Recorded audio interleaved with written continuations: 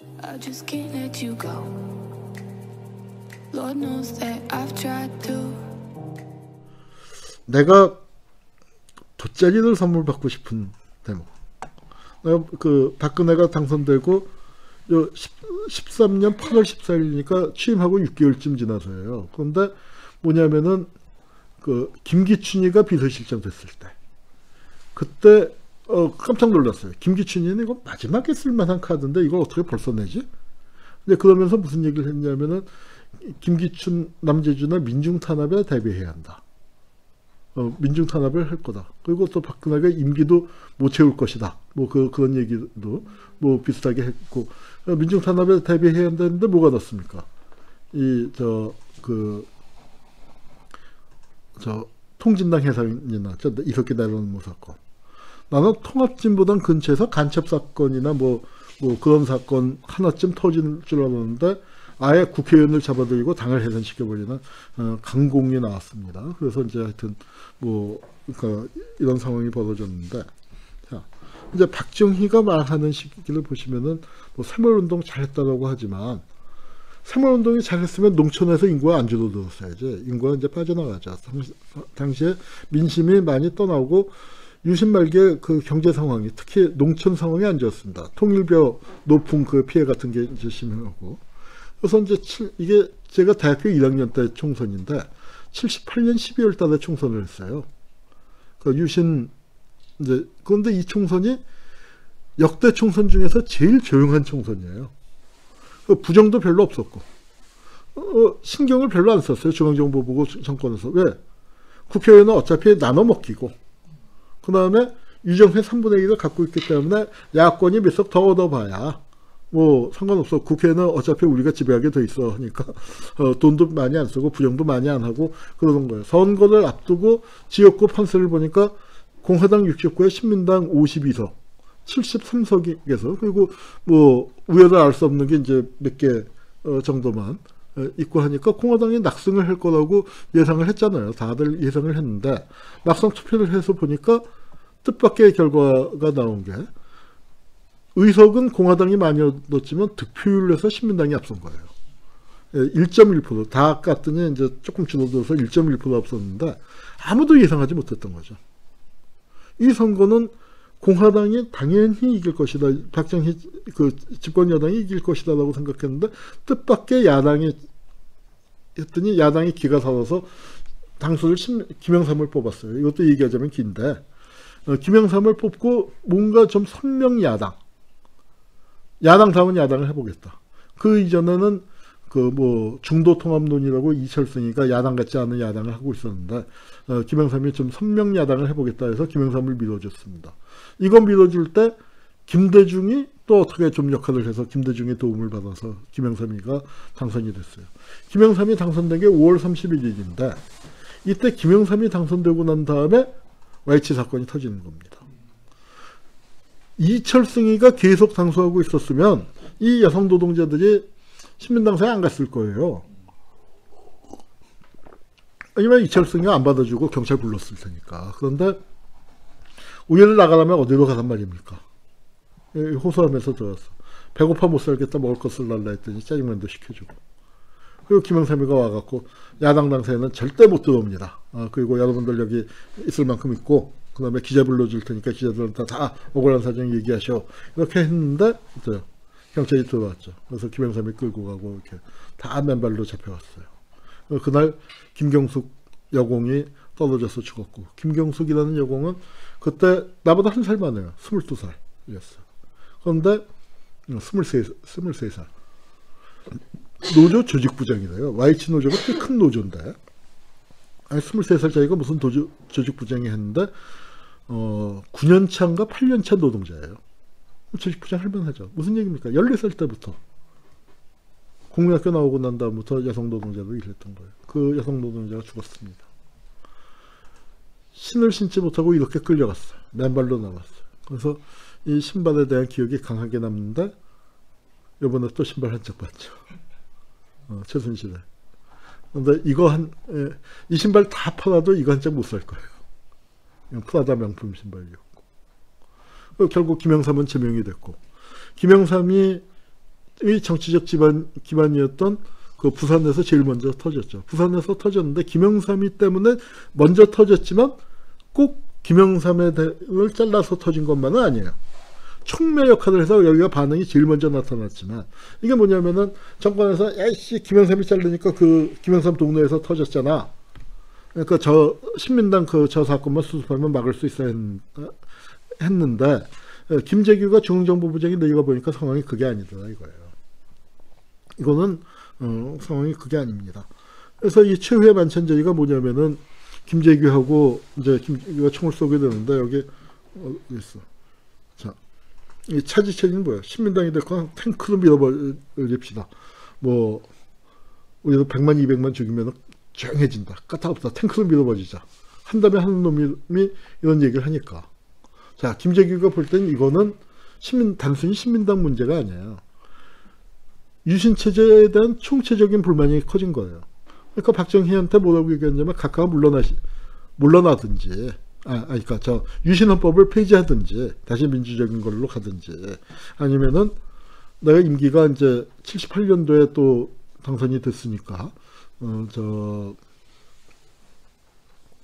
그러니까 뭐 84년인가 84년의 임기니까 뭐 그때 84년인데 앞당겨서 80년이나 81년에 물러나겠다고 하든지 뭐 그런 거 약속하지 않는 한 민심이 수습이 안 될 거다 했더니 박정희가 성질을 팍 냈다는 거죠. 중앙정보부장이 물러터지니까 애들이 기어오르지. 데모 발생하는 게 뭐가 겁나 발표해. 이게 4.19는요 이승만이 발포 명령을 내린 게 아니에요. 현장 책임자가 내린 거예요. 그런데도 200명이 죽었어. 그런데 박정희가 발포 명령을 내리면 어떻게 돼요? 이건 수천 명이 죽을 수 있는 상황이란 말이에요. 옆에서 차지체제는 한술 섰어요. 탱크로 밀어버리자고 100만 200만 깔아뭉개자고.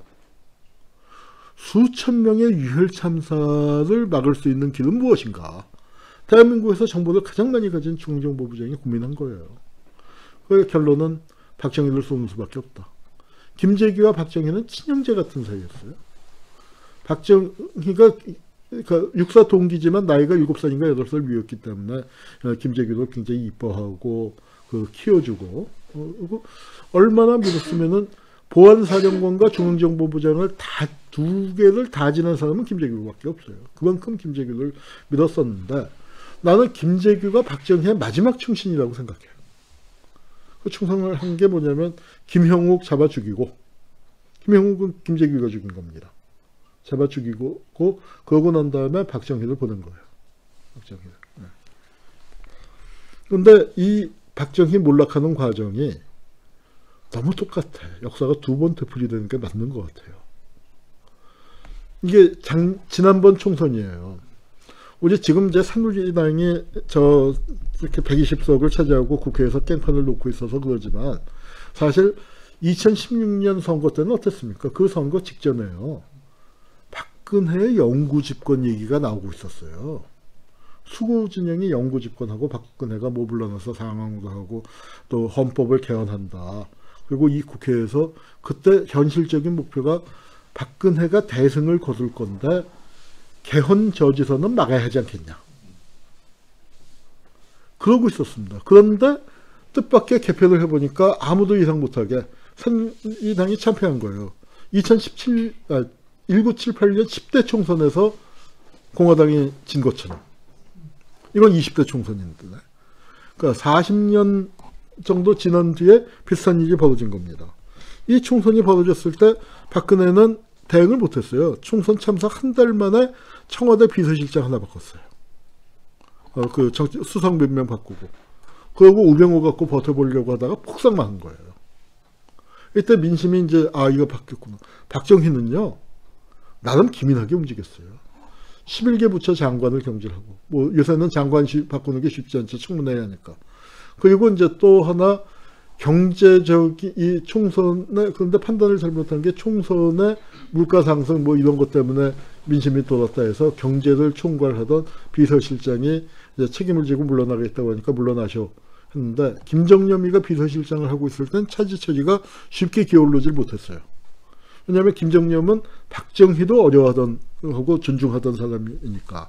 그런데 김정념이 빠지고 김계원이 비서실장이 되니까 비서실장이 김기현이는 대만 대사도 있었거든요. 그러니까 국내 사정이 어두워요. 내가 너무 국내에서 떨어져 있어서 뭘 합니까 했더니 대통령이 뭐라고 얘기했냐면 임자는 가만히 있으면 돼. 내가 다 알아서 할 테니까.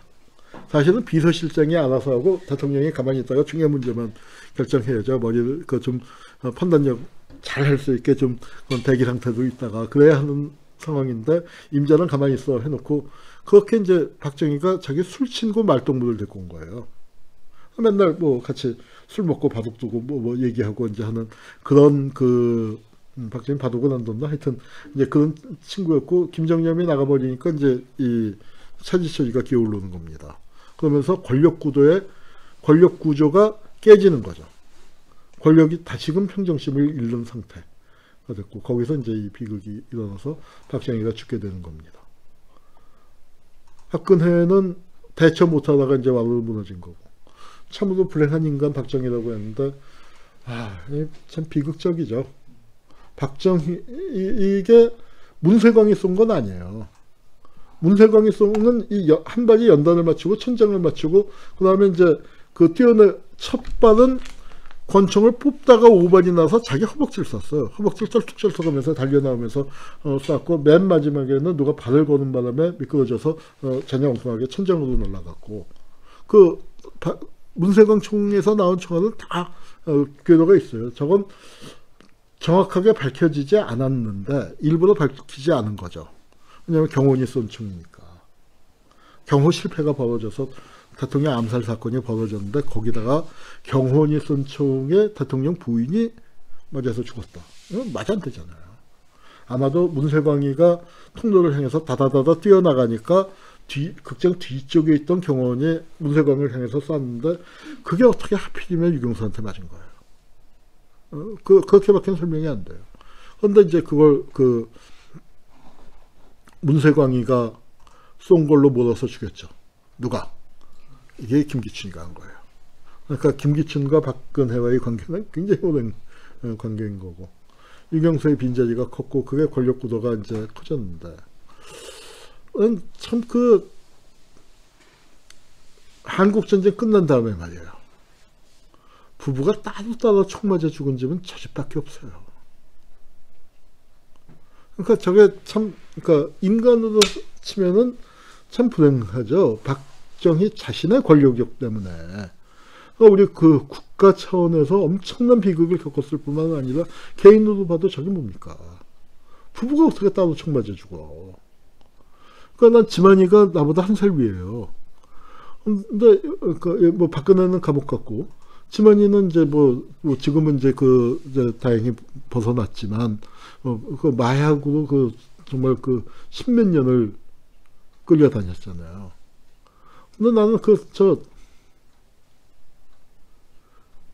중3 때, 고1 때 어머니 총 맞아 죽고, 대학교 3학년 때 아버지 총 맞아 죽고, 그거를 소년기, 청소년기에 겪었는데, 차라리 저 뽕쟁이 되는 게 사실은 이상하지 않은 거죠. 사실은 참, 개인으로 놓고 보면 이제 안타까운 부분이 많고, 그리고 그 다음에 자녀 셋이 다 피의자로 다 감옥 왔다 갔다 하고 박근영도 지금 감옥 문턱에서 왔다 갔다 사기죄로 그러고 있죠. 그리고 자매들 간의 사이도 또 아주 안 좋아요. 왼수가 돼버렸고 박근혜는 그나마 최순실하고만 말하다가 최순실하고도 틀어지고 이제는 세상하고는 유영하가 그 변호사하고만 통하고 있는 이런 상황. 그리고 아예 이 살인사건 박지만은 또 여기에 연루가 되어 있는 그런 상황입니다. 그래서 이제 박정희 시대가 이제 대단히 이제 비극적인 시대였고 오늘 참 청년문화 얘기도 했어야 하는데 빠졌는데 뭐 시간이 너무 많이 가서 3시간 20분을 또 달리게 됐습니다. 뭐 쉬지 않고 달려주셔서 대단히 감사합니다. 오늘 박정희 얘기 그리고 명필름 전부 4강을 했는데 뭐 1년에 한 번 만나는 사이라서 그러니까 이제 4번 시간을 주셨는데 이제 좀 길게 하다 보니까 강의 시간이 다 길어지고 정작 여러분들 얘기를 듣지 못해서 대단히 아쉽습니다. 오늘 강의는 여기서 마치도록 하겠습니다.